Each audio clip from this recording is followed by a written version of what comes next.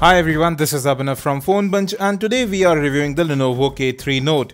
Now it comes with the MediaTek octa-core processor MT6752, Mali T760 GPU, 2 gigs of RAM, 16 gigs of internal storage and a 5.5-inch 1080p IPS display. There's no Corning Gorilla Glass protection over here, but you do get a free screen guard within the box. And then there's the price, Rs 10,000. So should you get this phablet? If not, what would be the reasons not to? We'll talk about all the things in this review. First, let's tackle the elephant in the room, SAR rating. This phone has a SAR rating of 1.59, which is actually pretty close to the government limit of 1.6. So let me clear a few doubts about SAR values. So these are the extreme values at the highest power rating of the device. Now in general use, you won't be exposed to this amount of radiation. Now if you are going to be worried about SAR values all the time, I would recommend just don't get this device. Now if you have decided that you want to buy this device, let's talk about the build. So on the right you have the power lock and unlock button as well as the volume rocker, both metallic, offer good feedback and you have a space to open the back cover. At the top you have the 3.5mm audio jack, micro USB data syncing and charging port. On the left there's nothing. The build quality on the device is quite sturdy really. At the bottom you just have the primary microphone. Moving to the back you have a 13 megapixel camera with dual LED flash, secondary noise cancellation mic right up top and the speakerphone on the right. The speakerphone here is louder than the Lenovo A7000. You can see this subtle curve on the sides. It actually makes the phone feel good to hold in the hand. There is no flex in the body. In fact, it's actually pretty sturdy. Now if we compare it with the Lenovo A7000, which is actually on your right, there is practically no difference between the build of these devices. But on the inside, the display, the SoC, everything is different on these devices. Apart from that, in looks, port locations, everything is same along with the build quality. Now coming to the back cover, in itself it does bend and flex a little bit, but when it's on the phone, it is pretty solid. Now you can use a 4G SIM card with either of the SIM card slots and you can expand storage up to 32 gigs on the device. And you have a 2900 mAh removable battery over here as well. In the front you have a notification LED, 5 megapixel front facing camera, proximity and light sensors along with the main earpiece. Coming to the bottom you have capacitive buttons for back, home and app switcher which don't light up. Something that Lenovo should have changed this time around. Now the display here is actually pretty good. Good color reproduction here. It is plenty sharp with 401 pixels per inch. Text and images look really crisp. Color saturation levels also hold good, but the whites do look slightly dull.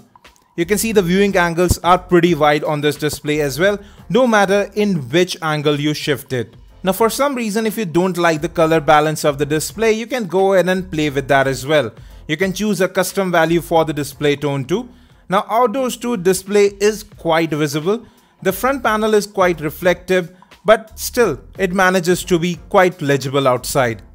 Now coming to network and call quality, we didn't have any major issues. Call recording is also baked in. The earpiece and the speakerphone were sufficiently loud throughout our calls.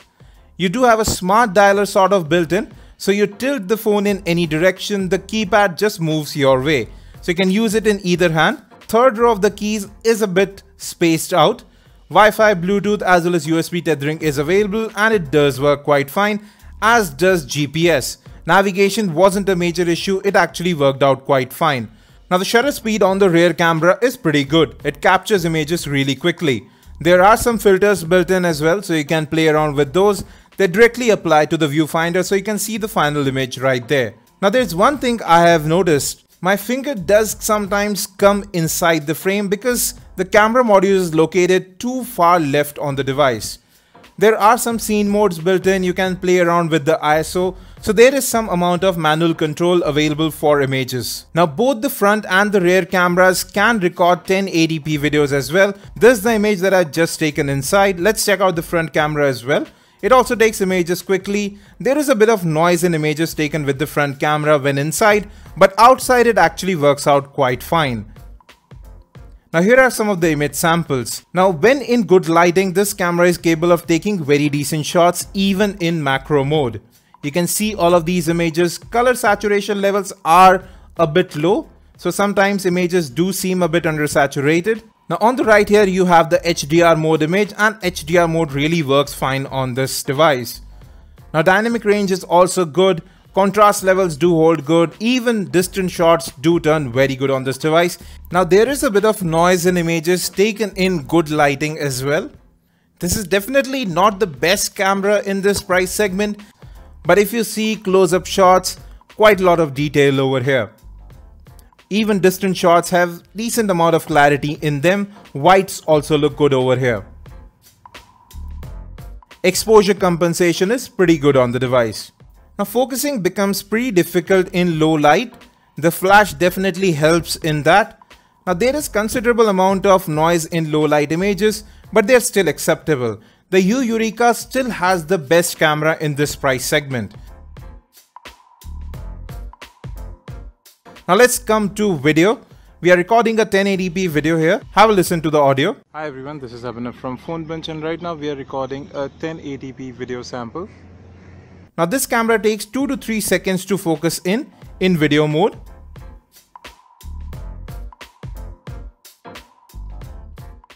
And again, macro focus is quite difficult in videos. Now let's talk about audio quality. The speakerphone here is actually pretty loud. The Dolby Atmos effects do make the sound a bit better to listen to over the speakerphone as well, but sound does get muffled as the back is quite flat. You can go ahead and play with the Dolby Atmos settings here too.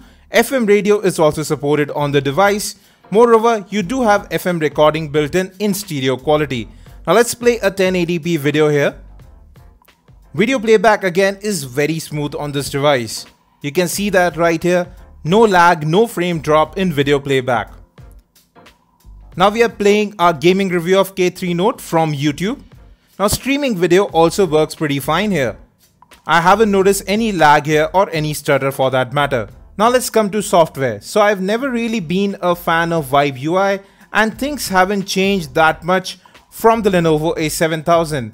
Again, just a grid of icons on all the home screens. You have folder support to organize your different apps.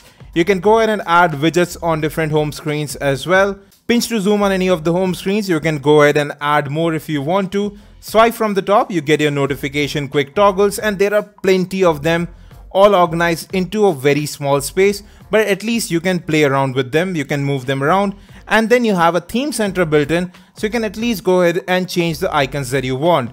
But I found a better way. I switched to the Google Now launcher, which provides a much more stock looking experience, and it works quite fluidly on this device. You don't have those gestures to bring down the notification shade or themes, but still it works out quite well. Now I have so many apps open in the background, and you can still see I have more than 300 odd MB RAM free on the device. Now I can change the recent apps list view as well. Both do look quite alright, and the animations are pretty slick here.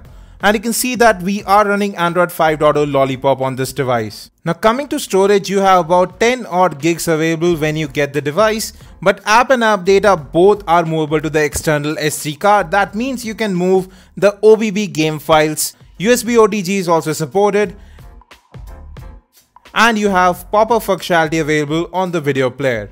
Now if we again look at the free RAM, generally I have about 700 to 800 odd MB when there are no apps running in the background.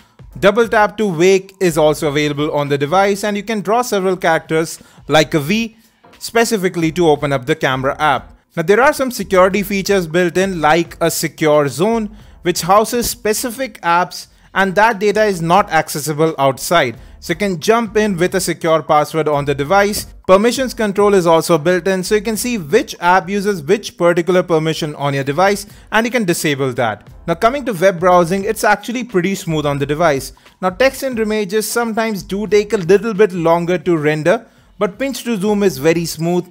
Text and images look really crisp over here as well. In terms of general performance, it's pretty good. There are no issues with touch response, it's actually pretty fluid. The only issue I had was with Dead Trigger 2. Apart from that, no issues whatsoever. Apps open up quickly, and the background apps remain open for quite a long time. Multitasking is no issue here. But gaming is a bit laggy on this device. Especially the higher end games like Asphalt 8, MC5 did lag quite a bit. Now we have seen the same chipset with Mali T760 MP2 GPU On the Coolpad Dazen X7 as well as the Meizu M1 Note, there it performs far better in gaming, although it did heat up on the M1 Note. Now coming to battery life, I had the screen and GPU power saver on apart from when I was gaming, and that gave me a screen on time of about 2.5 to 3.5 hours on an average moderate day. If you're a heavy user, you will have to charge the phone at night. Well folks, it's now time for a conclusion.